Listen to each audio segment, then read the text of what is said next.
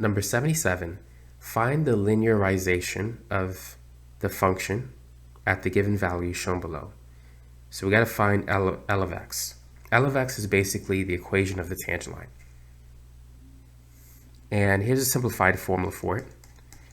It's equal to f of a plus f prime of a times x minus a. So if you think about the point slope formula of a tangent line, it's the same equation.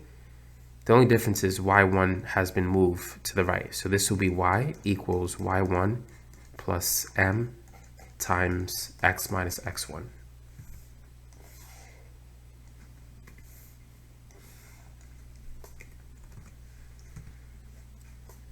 So first, let's find f of a.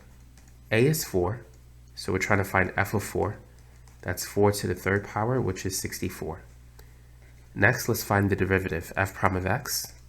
The derivative of x cubed is 3x squared.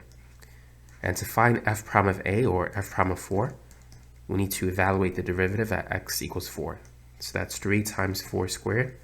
4 squared is 16 times 3, that's 48. So now to find the linearization function, we just need to replace f of a with 64. That's what it equals. And then we can replace f prime of a with 48. And in this problem, we can see that a is 3. So we're going to replace a with 3. So this is the linearization function of f of x. It's basically the tangent line function of f of x at x equals 4. Now, we could use this function to estimate the value of 4.01 raised to the third power. We just need to plug it into L and get that answer. And A should be 4 and not 3.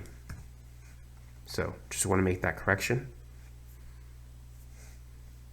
X is going to be 4.01.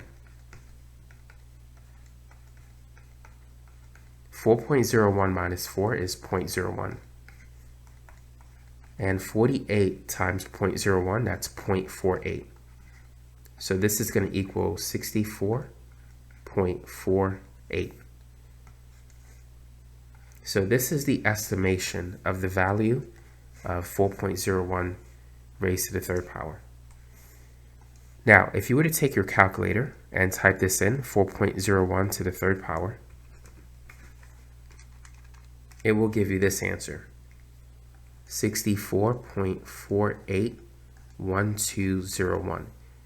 So this is the exact value of 4.01 to the third power, and this is the estimation. As you could see, L of x gave us a good estimation. 64.48 is very close to 64.481201. So you could use linearization, or the equation of the tangent line, to estimate function values like this without the use of a calculator.